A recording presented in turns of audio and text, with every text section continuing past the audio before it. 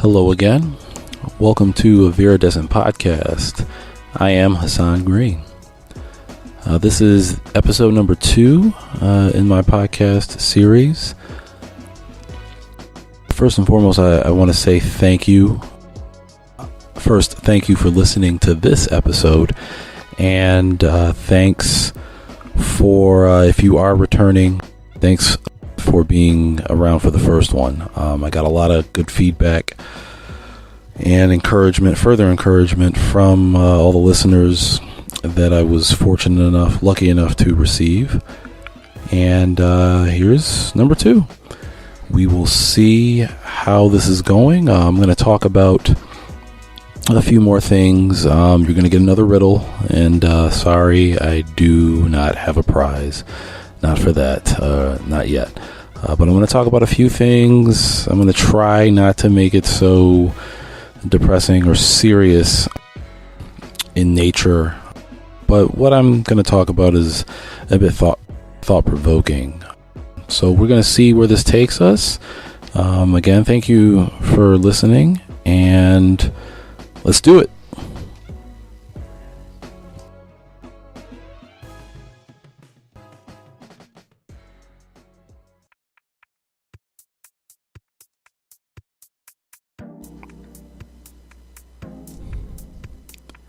All right, it's riddle time. Actually, more so trivia question time. This episode, I'm going to do something a little different. Instead of a riddle, I'm going to do a trivia question. Actually, more film or movie trivia question. Excuse me. So, put on your thinking caps, as our old teachers used to say when we were kids. For some of us, depending on the age of the listener, of course. And again, this is only the second episode. I don't have a prize, okay? I'm giving you the answer at the end of the episode anyway, and maybe somewhere down the line, if this series is big enough, if this podcast is big enough, and I have the means to have a prize or some kind of incentive for getting the question or getting the answer right, then okay, I'll do that. But anyway, it is movie trivia, and here we go. In the movie Coming to America, what is the street address of McDowell's restaurant?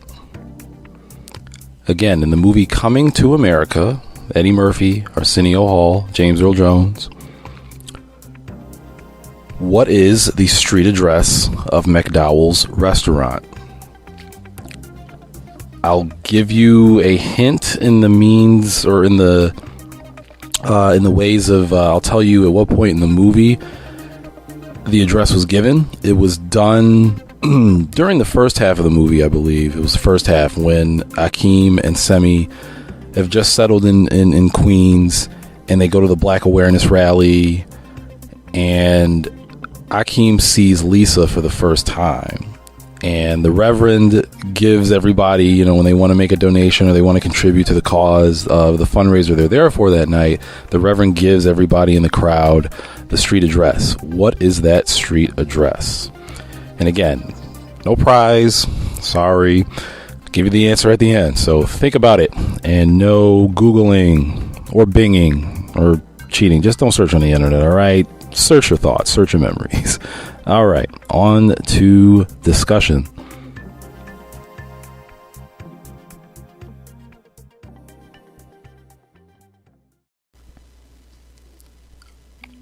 Holy shit, I'm going to talk about religion.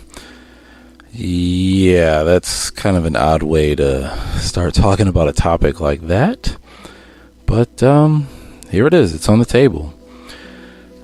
Religion, man, God, what hasn't been said about religion?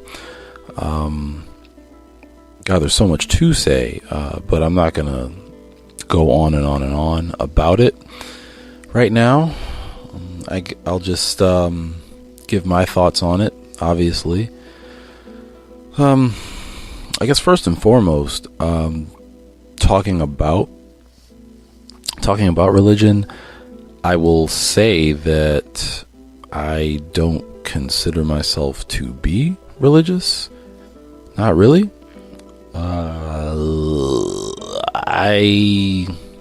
There had been times in my life where I at least had faith in something that was bigger than me, that was more than me, that was definitely more, something that just had more significance than just me, just a man. And I could say, actually I do say, I don't consider myself to be religious, just because there had been things I had witnessed firsthand throughout my life, at least in the last 10 years or so, maybe 10 to 12 years, where I kind of had questions about religion and whether or not it was real, how tangible it was, so forth, that sort of thing. And I know I've said that, and I've got, plenty of family members for sure, and friends who are believers, true believers, and nothing against them at all. And they'll, if they do decide to reach out to me or respond to at least this part of this episode, they, will affirm, what they believe, or try to, I don't want to say persuade me, but just convey their viewpoints on what religion is and what it means to them in comparison to what I've said and what I will say. But again, I've just seen some things, I've witnessed some things, or I've learned things in life where I don't lose faith. I hadn't lost faith in religion. I just had questions, and those questions had led me to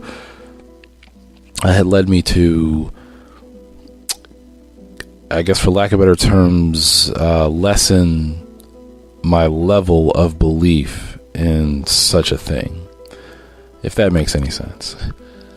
The questions, of course, were, is this real? Or, okay, if God is real, or, whatever, if so forth is such a real thing, why is this happening?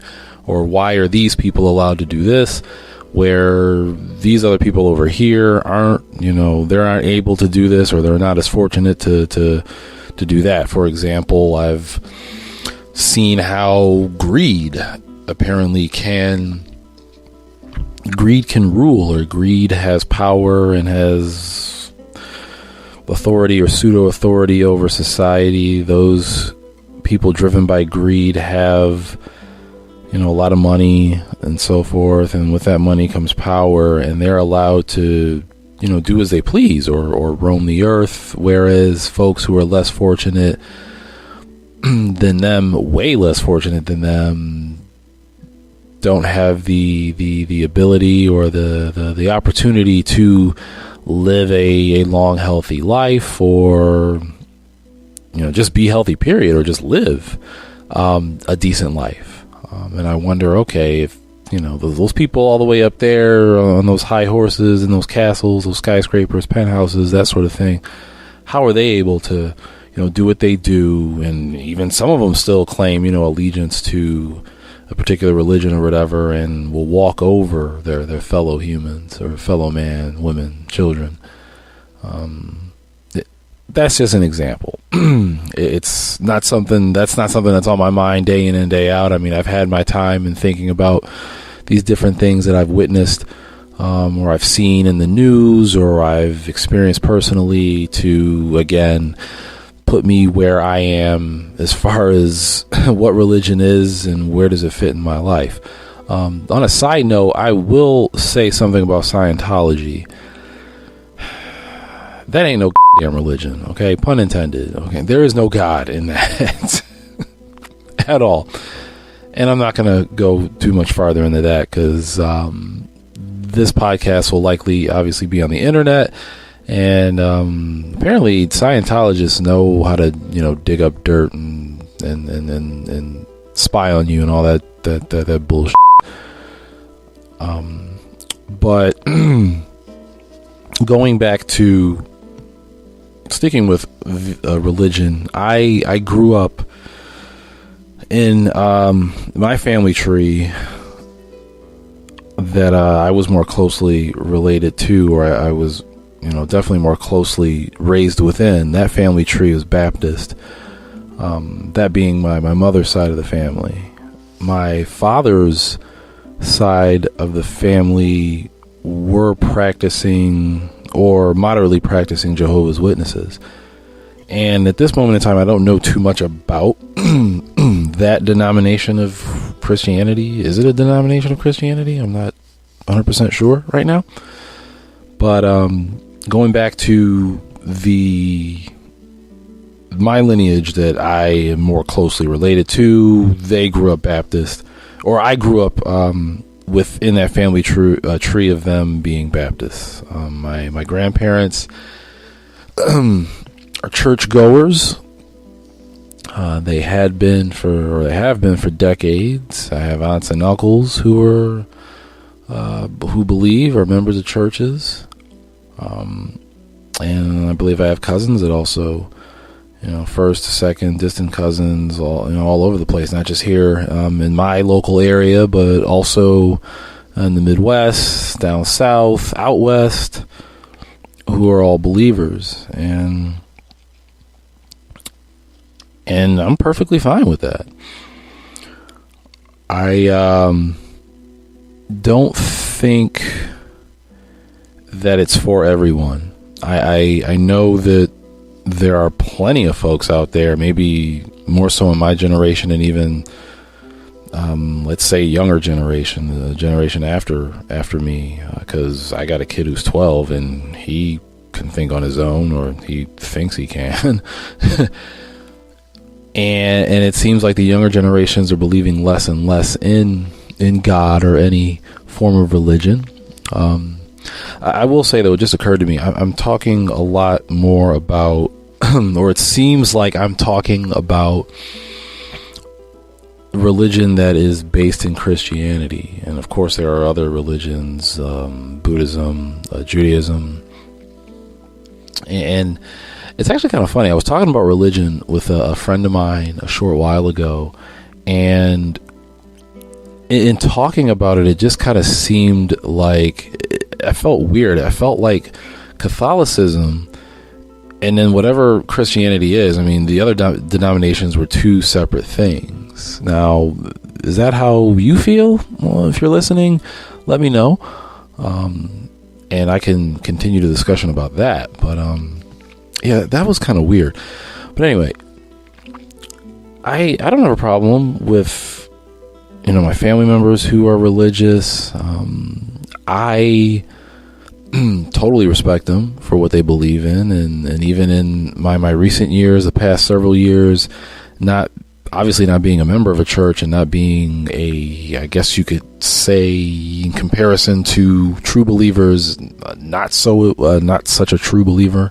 Personally, I still had sat in on, regular church services and just, took it all in, if you will. And yes, being in a church, it's a house of worship, and the scriptures, the Bibles, the text in there is all religious based. But I was taking it on a just kind of a strictly speaking, a spiritual level, where I was just trying to get or absorb just the basic lessons or values or concepts that I could comprehend from either what the reverend or pastor was saying or what I was reading in the Bible, that sort of thing. So personally, I consider myself to be spiritual. If you hear me talk religiously or speak religiously, I got to be honest, it's what people would call blasphemous, because I'll say things like, "Oh my God," or "Jesus Christ," stuff like that. Or I swear to God, I didn't know. Or I'm telling you, like, hand to God, I don't know that girl. Stuff like that. And quite frankly, on a side note, not to get too personal, I've lived my life like someone who's probably going to be standing in line to hell, if there is a hell, when all is said and done. But anyway, I don't speak about religion, because honestly, it's not on my mind a whole lot. And that's just, what I think about religion and the place it holds in my life. I've had relationships with people, romantic relationships with women who were definitely more religious than I am, or I was. A couple of women grew up in Catholic churches, and they went to Mass regularly. They knew the ins and outs of Mass and other, such gatherings and events within the church. In fact, one woman I had dated, I was in a relationship with, I believe she came up, probably from the beginning, in Catholic schools, or that sort of thing, from, I'm going to guess, like kindergarten, through elementary grades, middle school, junior high, and then into high school. So that's kind of how it was. I let them be them, kind of like how I let my family be themselves, and that's life. If you yourself, for example, if you're listening, of course, be religious as you want to be. That's my opinion about it. Believe as much as you want to believe. I definitely, though, don't believe that you should kind of pick and choose what you want to believe. For me, from where I'm sitting, I've seen a lot of it kind of intertwined with politics, unfortunately. And I'm not trying to get political with this concept. I'm just saying that from what I've seen in the news, for example, I've seen folks of a certain persuasion claim that what they're doing, while it's vile or hypocritical or just outright cruel, claim that what they're doing is from the Word of God or in the name of God, and that's not right at all. I don't belong to a church. I'm not a very religious person, but I know common sense, I'd like to think, and I definitely know hypocrisy when I see it. And people who are taking, as they say, taking the Lord's name in vain or what have you, to further their own personal agenda, or to sit on a high horse and point a finger at people below them or people they perceive to be beneath them. That's just wrong. There's no true religion or spirituality behind that, and that's just wrong. So for the rest of you guys who are living right, with common sense, good-hearted or good-natured in the heart and soul, believe as much as you want to believe what you want to believe, and take it from there. If you're gonna intertwine religion or any kind of theocracy within your life. God, I kind of lost my train of thought. I'm sorry. I still want to stick with religion just for a few more minutes and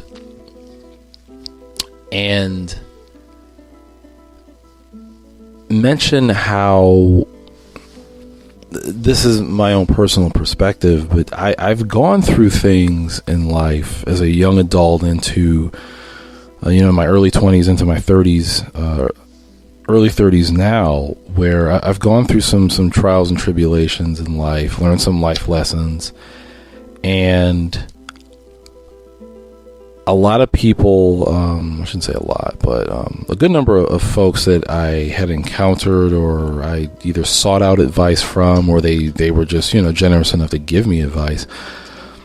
That advice or that information I got from them, some of it was rooted in religion, in God. Some folks would tell me, just put your faith in God, or just have faith, period. And God will take it from there. There's an old saying I heard my mother say once, that came from my grandmother, when she was my mother, that is, was going through some rough times, and my grandmother, and I'm pretty sure it was passed on generation to generation, before my grandmother. But the saying was, let go and let God. And it makes sense. I get it. I totally get it. And once or twice, I will admit, when I was younger, much younger, so to speak, I did just that. The advice I was giving was rooted in some kind of spirituality like that. And I'd say at the very least, the spirituality, the spiritual part of it was very helpful. It instilled in me a sense of faith. And I remember growing up as a kid when I kept hearing faith. In fact, the name of the church that my immediate family grew up in was Faith. Faith Baptist Church, Humboldt Parkway, Buffalo, New York. Oh, yeah. I grew up as a kid, obviously hearing the word faith, understanding or comprehending what it meant, what the definition was behind it. And as a kid, I just kept thinking that faith just had to do with Christianity, with God, really. And as I got older, obviously I understood that, faith was a concept that was, a pillar of all the other religions, all the other denominations, all the other religions, faith-based concepts, if you will. And as I became a teenager, probably going through my last 1 or 2 years of high school and then getting into college and becoming a young adult, the word faith kind of took a more generic definition to me personally. I felt that faith was just a kind of a transparent kind of thing. It wasn't something that was just associated with religion. I just took it as a spiritual thing, and kept the definition, kept the concept of faith with me as I was going through tough times, bad days, the cloudy days, rainy days, and I still do to this point. Faith is something that to me personally is very powerful. Faith is something that can save people. And yeah, that's how I feel about that. So, that's pretty much what I got right now in this segment about religion. I know I can continue going, and perhaps one day in the future there might just be one episode about religion, but right now I just wanted to give a segment to it. I'm sure with any responses or comments, tweets, emails, or whatever I might get, pretty sure in the future or going forward it can, or I will receive lots of input, or a considerable amount of input that will, fuel the conversation and or debate or discussion further. So let's move on to another segment.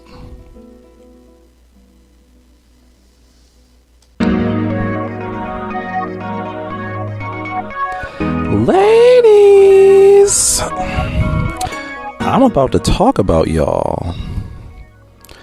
It's okay. Just relax. I'm not exactly going to talk about you per se. I'm going to talk about what you say about me or have said about me and maybe elaborate a little bit on those things that were said, obviously from my experience, my life experience, or heck, even what's happening to me currently. I don't know. We'll see. We'll get down to a little bit of the nitty gritty, a little bit here and there, and I'll just go down the list of the things that I can remember or that I can recall right now. I didn't write any of this stuff down, and that was a purposeful thing. I didn't want to start writing things out because with my luck, I would have started off thinking, okay, I'm only going to write 3 or 5 things, and the next thing you know, I'm going to be like, I got a list of like 37 things. So I'm just going to take it easy this time. All right. So I guess the first thing that I've said, or I've heard rather, from you ladies is, I guess it's something that I've heard most often throughout my adult life. So I'm counting, let's say, age 21 to my current age now. So we're talking 12, 13 years almost. And that is, Hassan, you moody. Sorry, that's my best female voice I can come up with right now. But sticking to topic, I am moody. That is true. Sometimes flip a coin on me, figure out how I'm gonna feel coming through the door or next time you see me. And unfortunately for me, sometimes the moodiness comes in when even the slightest thing has kind of, I don't want to say set me off, but just put me into whatever mood I'm in, whether it's positive or negative. Obviously, the negative ones people don't care for. The negative ones aren't usually, they were never usually my significant other's fault. And I say that, and if you ask all my exes, they're like, yeah, that's bullshit. Hole. But it's definitely true. It was always something else that got to me or caused my moods to go negative when they did go negative. And sometimes I would get positive about things, elsewhere or something. Who knows? It's weird to explain it, but the moodiness is a definite thing, and I've heard that throughout my adult life, coming from I want to say pretty much every girlfriend that I've had, or significant other, whatever you want to call them. Ask my recent ones. They'll definitely tell you. Although I can't say that those were the reasons why they became exes. I think those were other things, or a selection. I don't want to say collection, because that makes it seem like if it's a collection, there was several things. But I'm going to say a selection of things that is behind why those ladies are my exes, or I am their ex, boyfriends, or whatever. So moodiness is one thing. I'm gonna bring up something else that I've heard before, and that is, you laugh too much. I don't know what the that means. I mean, I know what it means, but I guess what I want to say is, I don't know what the problem is with that. I personally love to laugh. I think laughing is vital to living a healthy life. Laughing has definitely helped me through very tough times in my life. Absolutely. Laughing is or humor or comedy is helping me right now at this point in my life through my transitioning or transitions and trials and tribulations, or even just simple stressful moments or days. Comedy is, laughter is helping me absolutely. I guess when I've heard that, when I can, recall those ladies saying those things, it was almost kind of like criticism. It wasn't harsh criticism, but it definitely made me think. And for me, anybody that knows me personally knows I like to overanalyze. I like to use my brain. I like to think, and I'll overanalyze the shit out of things that are said to me, obviously. So to be told, more than once or by more than one individual that I laugh too much, at least initially, I didn't know how to take that. I didn't know if that was that bad or what, but sue me. I laugh too much. All right, fine. That's me. I just happen to find a lot of things funny. I find a lot of dad jokes funny because I'm a dad, obviously. I shouldn't say obviously. Some of you listeners might not even know who I am, but I got 2 sons, and I do enjoy a good dad joke. I love the corny jokes, those real simple jokes with just bad puns. I love those jokes. I laugh at most anything. Here's a weird tidbit, something you can write down and keep in your pocket for future reference, in case you want to know quirky things about me. I laugh at Russian dash cam videos. Big or small, severe or minor. I laugh at them. I don't know why. I just think that shit is funny. On one hand, I watch all this footage, or I've seen all this footage, and I go, I never drive like that. This is funny as hell to me. I can laugh at this because I'll never ever drive like that. And people, as terrible as drivers are around here, or back stateside, or hell, definitely around here, it seems, especially you motherfuckers that don't use your turn signals when you change lanes, that's a whole other, man. Okay, I'm gonna rant. I should probably stop right there. But anyway, as bad as driving is around here, it's not as bad as that shit over there in Russia.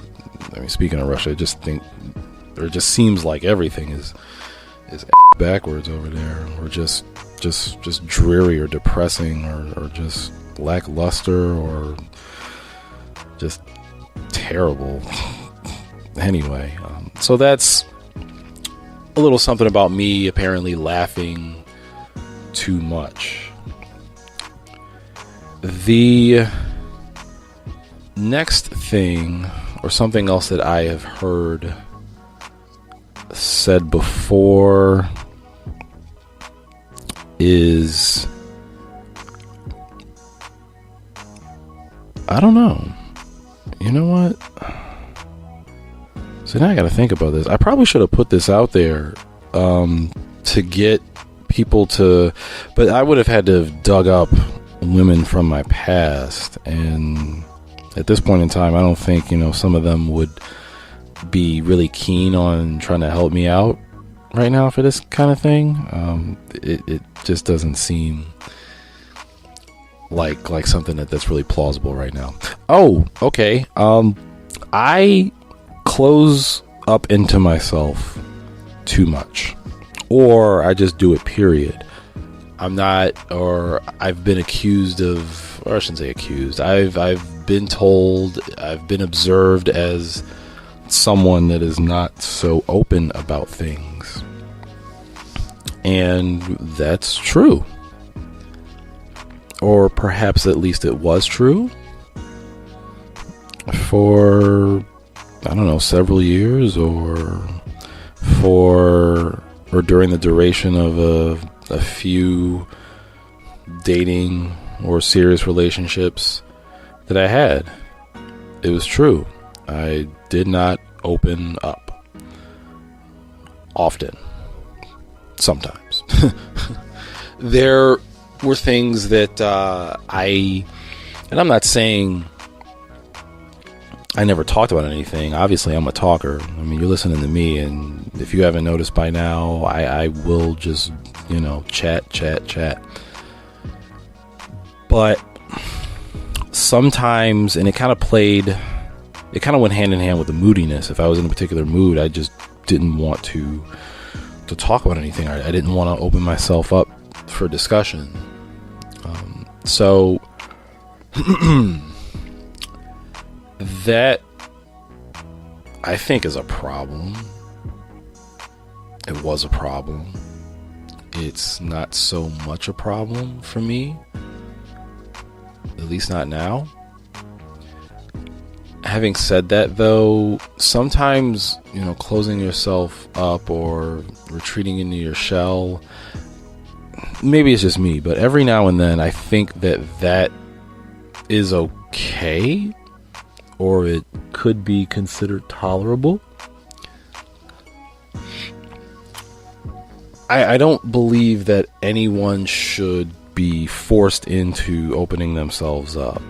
It should be a voluntary kind of thing. And if given a situation, if someone is not comfortable enough in those moments, or, they're at that point to open up, then they shouldn't be forced to. If it turns into a chronic thing, like I will definitely admit it has before in my past, I mean, even recently, then it can be an issue, or it can cause problems. It can cause discontent in your partner or your friends, your family, whomever. Being closed off a lot, being distant, can definitely cause problems. It can make people become annoyed at you, because you kind of going through a revolving door. And I go back to it being hand in hand with moodiness, where one day you're great, the next day you're not, one day you're great, the next day you're not. And if you're closing yourself off every time you're not feeling great, one day you're open, you want to talk about everything, you want to do everything, and then the next day you don't want to be, you don't want to be touched, you don't want to be approached or anything like that. And the next day you're wide open again, you're happy, you're talking about this, you're talking about that, and then the next day you're back to, the other end of the spectrum. That can get annoying to people.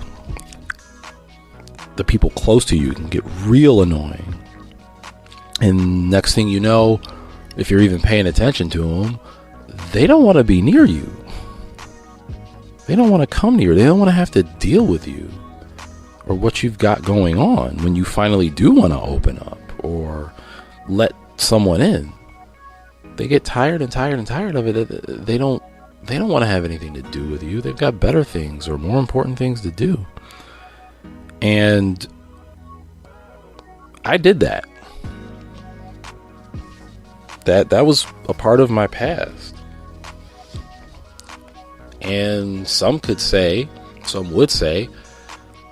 me doing that had really hindered relationships that I've had, if not all out sabotaged them for the worst. So that's something that I've been told before. And I want to take a moment to, if for some reason these exes end up listening to this somewhere, wherever they are out there in the world, living their own lives, hopefully being happy and all that, if they do hear this, I just want to say I apologize for past mistakes, and thank you for those of you who were kind enough or considerate enough to give me that feedback, that criticism, of, where things went wrong, or, how it broke or whatever. Thank you. One other thing that came to mind that was brought to my attention before was that this is rooted in my love of humor and my love of comedy, and this is one of those concepts, or one of those instances, I think, where a sense of humor or a need for humor can backfire. I was told once that I made fun of my girlfriend, or my partner, my significant other, too much, or I was hitting below the belt a little too much. And for me, I enjoy, playful back and forth banter between me and whomever I'm with. I like, messing around like that, joking around, and I tested them too much, or I tested those waters. Like I said, I hit below the belt one or two too many times. Hell, there's probably an ex-girlfriend out there going, you motherfucker, you hit like 14 or 15 too many times, bitch. but I got too playful. What I thought was funny probably was funny, just not that funny. Or I just got annoying with it. I got obnoxious with things, and perhaps they were funny in the beginning, and going back to those things that I thought were funny, or those jokes, or busting chops, or whatever, it wore off, and I just wouldn't let it go, or something like that. That's something that I am also guilty of. You see, when I said I was going to talk about ladies, I know some of you guys just stopped and was like, ooh, shit, he going to talk about women? Oh, shit, this is either going to make or break this podcast. And I did talk about women. I talked about what they said about me. And I hope that doesn't make me seem too egotistical. I'm talking about me, essentially. But I wanted to put into discussion my faults. And faults are a serious thing in everybody. Admitting your own faults is an even bigger thing. And I just wanted to do that and get that out of the way. Don't worry, though. I will talk about women. I will give my opinions on women that are not rooted in misogyny, because I was predominantly raised by a single mother. I've got 2 sisters. There are more aunts than uncles in my immediate family, and what I'm trying to say is that I grew up around a lot of women, and I might make mistakes in relationships with women, not harsh ones. I'm imperfect, obviously, and some people, it doesn't work out in certain relationships, or and all the time. But what I'm trying to say is, I've never been raised to be that kind of person that will really do wrong by a woman. Like, I'm never gonna call her out of her name. I'm never gonna step out on them. Never, damn sure ain't gonna hit them. I don't want to commit suicide, okay? But I was raised to be as respectful as I can be. Like I said, I'm imperfect. My relationships were all imperfect, of course. And I definitely would have said things in anger or frustration, in all my relationships eventually, or what have you. But I'm not that kind of cruel kind of guy. But again, what I'm trying to say is, I will talk about women. I will give my opinions on you ladies. which are for the most part very respectful, very positive, because damn, I love women. That's a whole other concept. All right, moving on. We are going to continue this podcast and go in a different direction.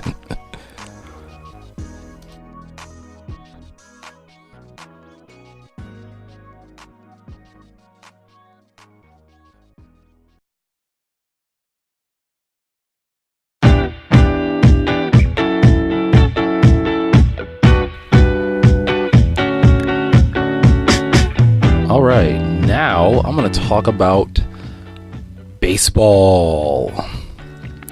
And this is probably the part of the podcast episode where many of you, if not damn near all of you, will just tune out.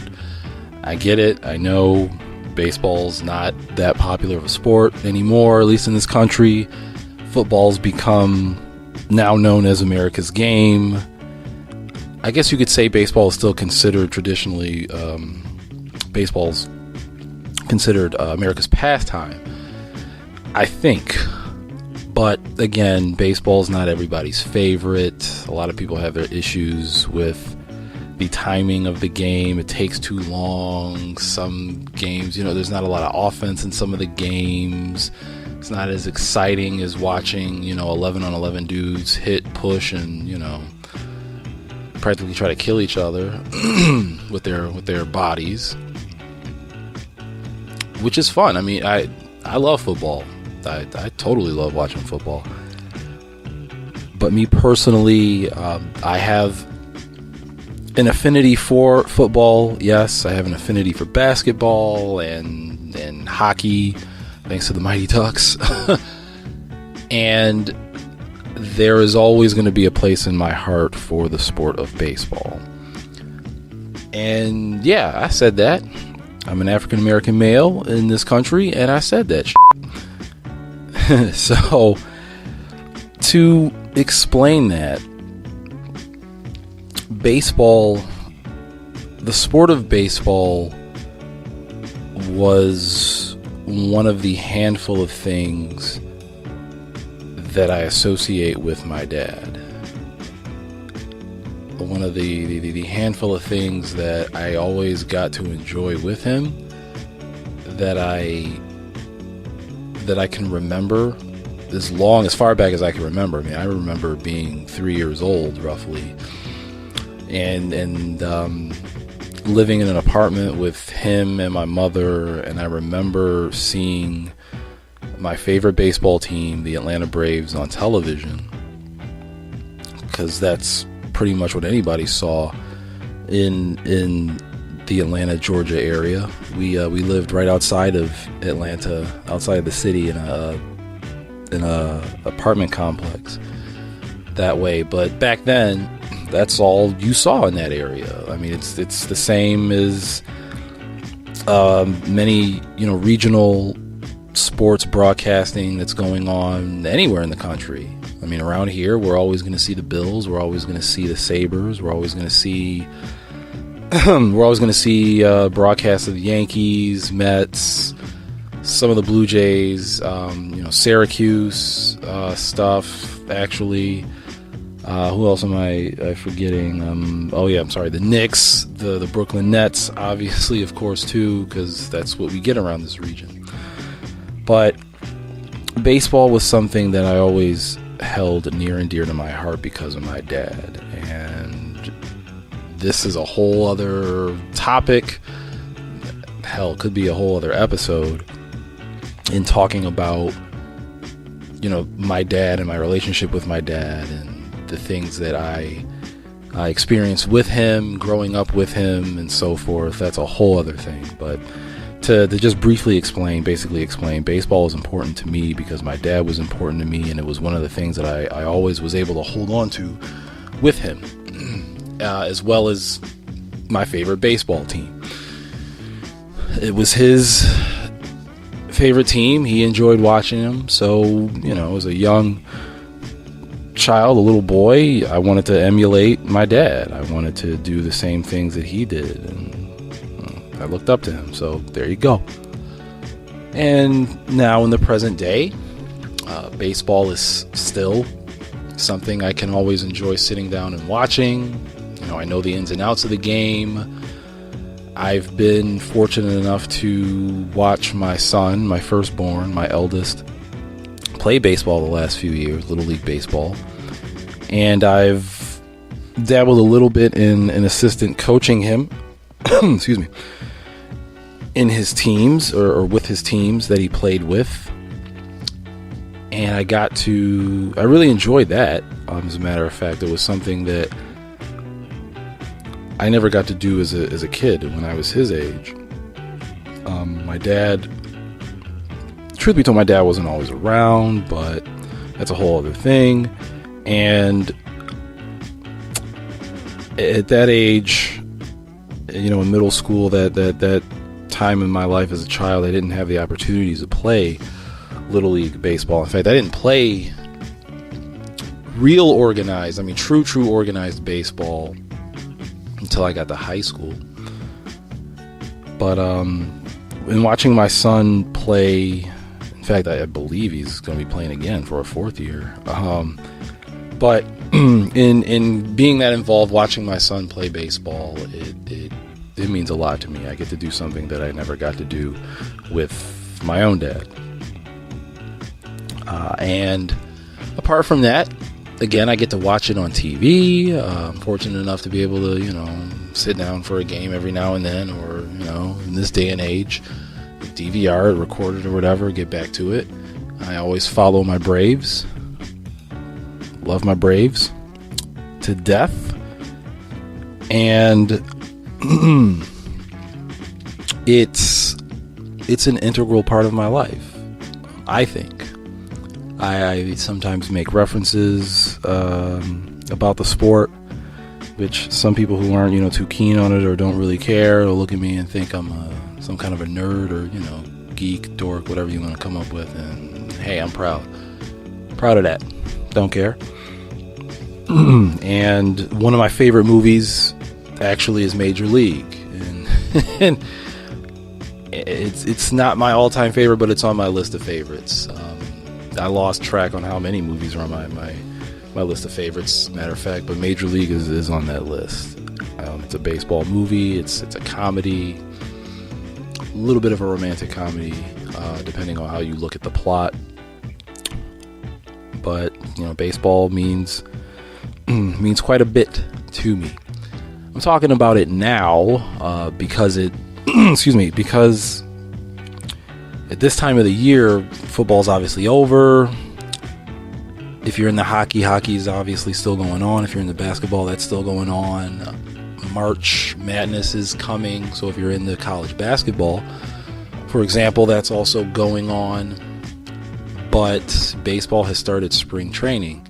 In fact, they've been kind of at it, I think, at least a week and a half now, maybe closer to a week. And it's kind of funny how nowadays these sports are starting, or at least some of them are starting earlier and earlier, it seems. Like they want to hold spring training or whatever like before they used to. When I was a kid, I was in junior high, I think spring training didn't start until March 1st roughly. And then it got to a point eventually, I think I was in high school, midway through high school, so we're talking, the 2000, 2001, 2002 area of time or of history where they just wanted, teams just had pitchers and catchers reporting like in the middle of February. Which, having said that, if you follow baseball, it's kind of weird because all these pitchers are on like pitch counts now. They don't have them thrown a whole lot, but they want you to show up, 2 weeks earlier than everybody else, all the other position players. That's kind of weird. That's just my opinion, though. But yeah, spring training is going on right now. There's a lot of spring training games, obviously being broadcast on MLB Network or any other regional broadcaster. They're showing a lot A lot of coverage. There's a lot of highlights going on now, and for example, MLB Network they can finally stop showing all these documentaries and past games or games of the year and all these shows about baseball players and projected starters and where are free agents going and blah blah blah blah. They can get back to showing, guys hitting home runs, double plays, home runs getting robbed, all these great pitchers doing stuff, everything there is to love about baseball, at least to me and all the all the baseball fans out there, however few of you there are listening right now. Baseball, it seems I could see where some people think that it's pretty boring, or what's so great about it, what's so exciting about it. I get that. I understand where those people are coming from. But like any real sport, there's skill to it. There's effort to it. There's competition to be had. And for me, that tickles my fancy. I like it. I love it. So, having said that, one thing I also wanted to add about baseball is that it's a pretty, financially lucrative sport. At this point in time, a couple of free agents or a couple of baseball players came away with, actually a few of them. One guy got re-signed, or he has contract extended. Nolan Arenado, playing for the Colorado Rockies, just got his contract extended, and a couple of other players got really big contracts, like 10-year contracts worth at least $300 million. You do the math, and these guys are making upwards of $30 million a year to play baseball. And the way I see it, that's pretty awesome. Baseball is not as violent a sport as football is. There isn't much of a risk of concussion, of serious body damage. You can have a very long-lasting career, long in comparison to a football player's career, and you can make a lot of money. Perhaps depending on who you are as a player, you might not play, your entire career in one place. You might bounce around from place to place to place to place to place, but you get to have career longevity, and that's something that I would think any professional athlete would love to have. The contracts are pretty nice, as it usually is, in professional sports, at least in this country. So the health aspect is a definite plus. The money aspect is a definite plus. You don't get to play so much in terrible weather. Sure, there's rainouts, and depending on where you are in the country and the time of the year it might be, you, for the most part, get to play in great weather. You get to do your job outside, depending on what stadium you play in, because some teams play in dome stadiums, obviously, but you get to, do your job, essentially. You get to do your job, essentially, in great weather. It's even nicer to a certain degree if you're a starting pitcher and you're making really good money, because as a starting pitcher you play, I think about a fifth of the games in the schedule. But if you're a good pitcher, a really good pitcher, you're making a lot of money for playing not even half the year, because you're on a rotation, and the rotation is usually go through 5 guys, and they all take turns. Obviously, it's called a pitching rotation for those of you unfamiliar. And yeah, you take the 162 games and divided by 5, maybe 6 even, and you're playing only a fraction of the games and still getting paid. So that's definitely a bonus there. I'm not trying to say that football is a terrible sport. Football's an awesome sport. It's an awesome sport. There is more of a physical price to pay for it, though, in comparison to baseball. So anyway, baseball is upon us, and as I go on with this podcast, I'm likely going to continue talking about baseball as the rest of the year goes on, as we head into spring, as we go through summer. It's an old saying, where the boys of summer eventually get replaced by the men of October. Once we head into fall, baseball gets into the playoffs, and you get to the World Series, the Fall Classic, as they call it, and then the end of the year. But by then, we'll be back in the football anyway, so everybody probably won't care about baseball by then, by the time you get in the baseball playoffs. So yeah, just be aware. I'm one of those rare, true baseball fans, and if you continue listening through this podcast as this calendar year goes on, I'm going to keep talking about baseball. So sorry, but not sorry. That's all I'm going to say about that. Now I think we'll move along the podcast.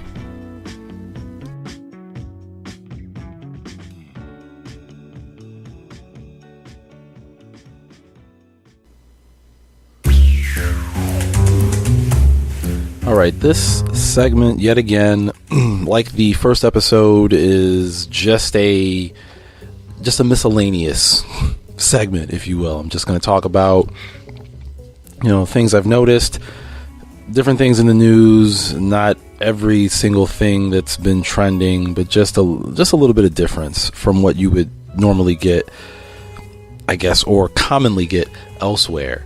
But the first thing I just want to mention to get out of the way, I know some of you out there at least saw live or saw highlights of Michael Cohen's public testimony in Congress in front of the House Oversight Committee.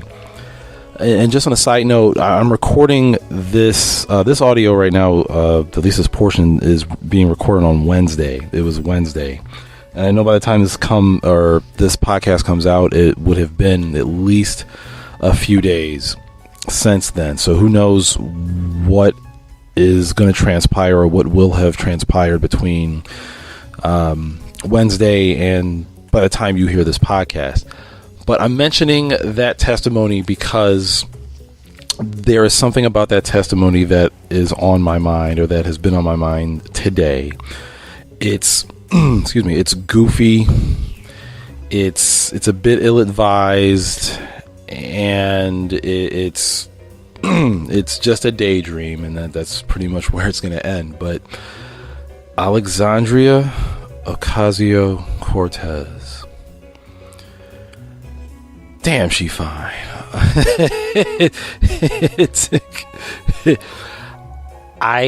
I was very impressed and not surprised at all. She's always come off as that kind of I guess you could say politician, just that kind of person that definitely wants to get down to business. If you've seen anything she's put on social media in defense of herself, she'll stand right up to you. Having said that, and this is going to sound really weird, but those of you who know me closely know that I like to be goofy. I am unusual, to say the least. But I would love to have Alexandria Ocasio-Cortez. It's just a thrill to just say her full name.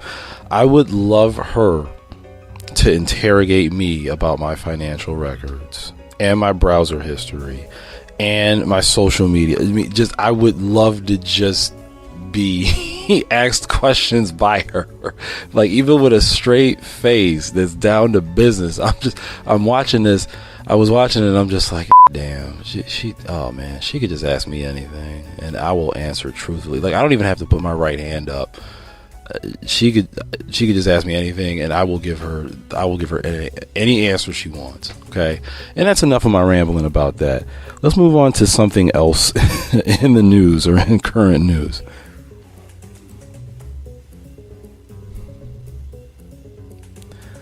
Okay, this is something else that had happened in the news. This was something that was posted at travelandleisure.com's website about an airline, a Chinese airline, suing a passenger of theirs for throwing coins into the airplane's engine for quote-unquote good luck and keeping calm on the flight. What the f***? Yeah, I don't understand that. I remember being a kid and seeing, for example, I remember being a kid at the Boulevard Mall, and there was this big white fountain there. And I remember, tossing pennies in there, whatever, for good luck or what have you. I remember there was a Looney Tunes kind of set up kind of waterfall in the Walden Galleria Mall, which is right at the central elevator there, which is outside of what is now, I believe, I haven't been there in a while, but I believe Pottery Barn is still there, Dick's Sporting Goods is there, the elevator that's there. There was a kind of a waterfall there and people were throwing coins in there for good luck. But you do not at any point, you should not at any point throw goddamn coins into an airplane's engine for good luck. Well, then again, I mean, if it could be good luck if you want everybody to possibly die on board that plane, then why the hell not? Yeah, good luck with that.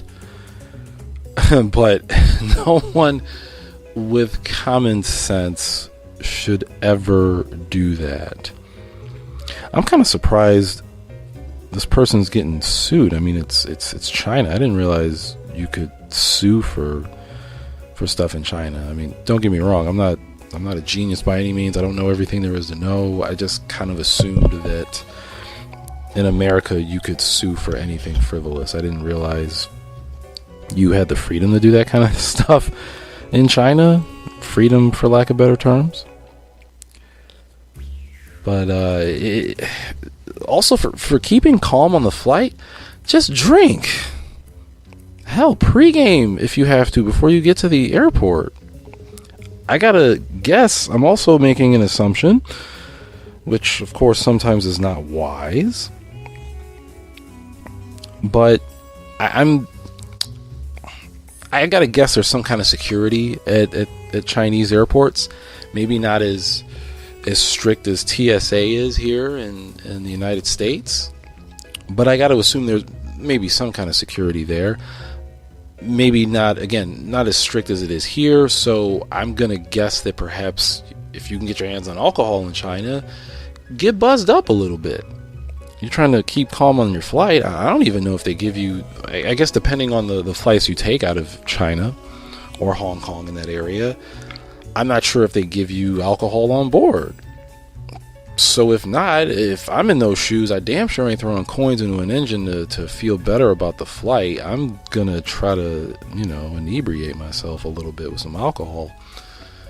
Calm the nerves. Get some liquid courage, as they say. But this person threw coins in a goddamn airplane engine for good luck. The guy wasn't even alone, it says here. He was with his wife and child. And At least his wife didn't have anything to say about that. I mean, I understand in China and other various nations / cultures, certain things are done for good luck, or they base certain rituals or daily actions or techniques or what have you for the sake of good luck. This is bonkers, in my opinion. Damn, coins and an engine. That's a new one for me. I don't know. Oh well, what else is going on? All right, the last, I guess, miscellaneous thing I wanted to discuss was about an article I just saw this morning from the Wall Street Journal about Tesla vehicles. Those, electric cars, the very smart cars, in my opinion, that you might be seeing around depending on where you are in the world. You might know somebody that owns and enjoys a Tesla.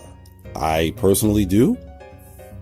Wonderful gentleman who is in love with his car, as well he should be. It's a beautiful machine from what I've seen. I haven't had the privilege or pleasure to sit in the car and just be a passenger. I don't think I'm ever going to drive that car in particular. I'm not sure I trust myself. I might be too mesmerized and not focused on the road. But anyway, the article talks about how Elon Musk, the CEO and founder of Tesla, had mentioned that he might, or he's seriously leaning towards, just selling his car online. He believes he can sell his vehicles, or at least one of the vehicles his company manufactures, online, and he has so much encouragement or self-encouragement and belief that he can sell his cars online all without a test drive. People are gonna, love the car that much that they'll just, like you're on Amazon and you're shopping for whatever you're shopping for, and a couple clicks, bang, bang, bang, customize your vehicle, whatever. They take your credit information or, whatever. And next thing you know, you're ordering a car and you probably just got to go pick it up somewhere, all without a test drive. I'm not sure that would work. I don't know. I, like many other people, obviously, and I'm pretty sure my good friend who owns a Tesla himself had to test drive his car, really get a feel for it, understand how it works, that sort of thing, all the things you do in a test drive. And I mean, a car is the kind of thing you have to test out. You can't just see it on TV or a commercial or see it online and go, wow, it's pretty. Oh, it comes in this color. Oh, this is the horsepower, or these are the features. Really? It comes with this, or it comes with that? And then all of a sudden, make several clicks, type in your information or whatever, and you have a car, all without testing it and, figuring out, okay, I can drive it like this, or I'm not sure I'm comfortable with these, features. Oh, there's a blind spot here, that, all that kind of stuff. I'm not sure if that's feasible, or if it's, just how ill-advised that is. But from what I've seen from Elon Musk and, his endeavors or whatever, he's rich enough to do it. I guess why not? Good luck with that, dude. Start selling your cars online and all without test drives, and see how many people want to try to return it, because once you take a car off the lot, it depreciates in value. You're not going to get your money back unless he's thinking even further outside the box, and he'll give full refunds. I don't know how, but hey, maybe he's thinking of that too. I mean, the guy put a goddamn car into space with a body, a fake body in it. I mean, okay, he launched a goddamn Tesla into space, and it's out there floating somewhere. If the aliens haven't seen it and just, shot it, destroyed it on site, So we'll see. I don't know. But that was something interesting I wanted to talk about, or just mention. Nobody's really talking about, Teslas. I mean, unless, they've seen one or they're driving one, whatever. And like I said before, it was, I want to try to talk about something that not many other people are talking about, something that might be interesting, and there you go. So we'll see. Who knows? Maybe him being the innovator that he is, or he believes he is at least, maybe that might take off. But I don't see, even if it does take off, I don't see other car manufacturers going, yeah, I'll sell this car. Or, like GM's not going to sell their vehicles. Lexus isn't going to sell their vehicles. Ford, Jeep, whomever else, Toyota, they're not going to sell their cars online without test drives. As much as you maybe want to take car salesmen out of the equation, because some of us may not trust them or feel like they're sharks or whatever, I personally don't. I personally know one. Wonderful, wonderful guy. One of my best friends, to be more exact. But I guess, some people just don't feel the same way. They might just want to buy their cars online and not have to deal with the runaround and the people, the salesmen, some pushy ones just trying to get you in a car behind the wheel. But again, we'll see if Elon Musk is really serious about that, or if he's just, trying to make waves. Who knows? All right, so let's move on to the closer, the 29.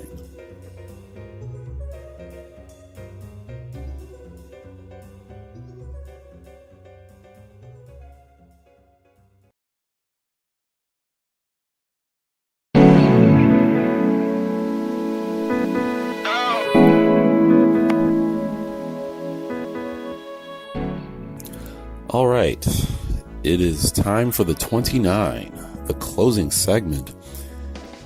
First and foremost, I want to thank you again. If you're a returning listener or even a new listener, thank you for making it this far.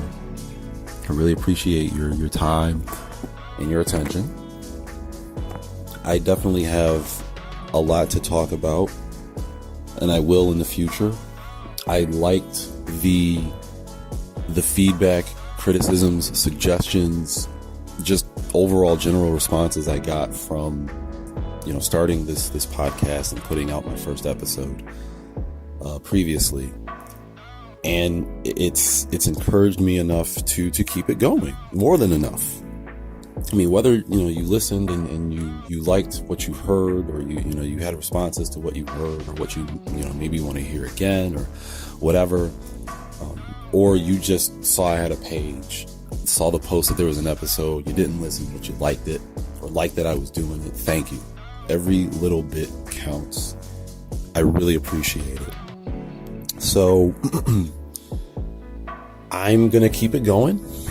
I'm going to, keep riding this thing till the wheels fall off, and try to get better and better. And see how successful this will be.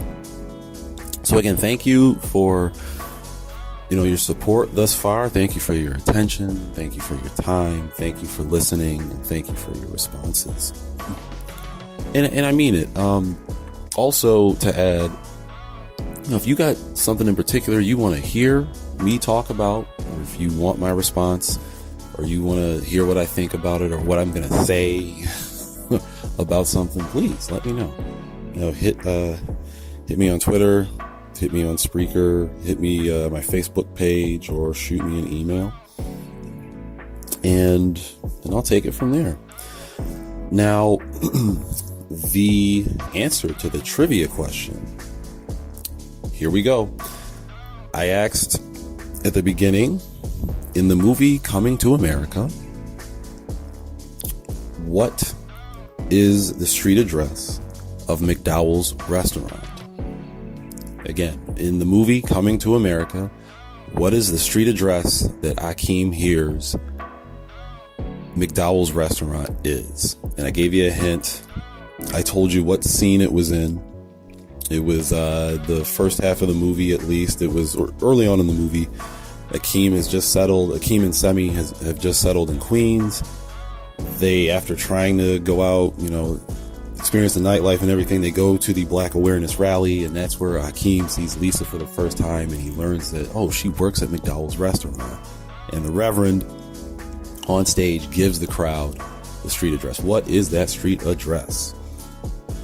And the street address is 8507 Queens Boulevard. Again, it's 8507 Queens Boulevard. Did you know that already? I hope so.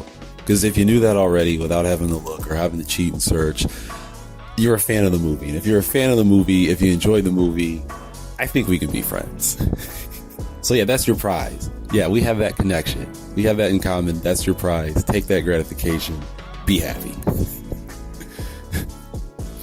All right. So again, in closing, thank you for listening. Thank you for being a part of this. Thank you for your encouragement, your support. Anything you want to, send my way, hit me on the podcast Facebook page, or if you know me personally, hit me on my own Facebook page. I am on Twitter, which is listed at the moment. I'm sorry, I can't remember the exact Twitter handle, but it is listed on the podcast Facebook page. Or you can hit me on Instagram. If you know me personally, hit me on Instagram. If you want to send me an email, you send it to aviridescentpodcast@gmail.com. That's aviridescentpodcast@gmail.com. Again, thank you for everything. I really appreciate each and every one of you. Till the next time, take care, be safe, be happy, laugh. All right. Bye-bye.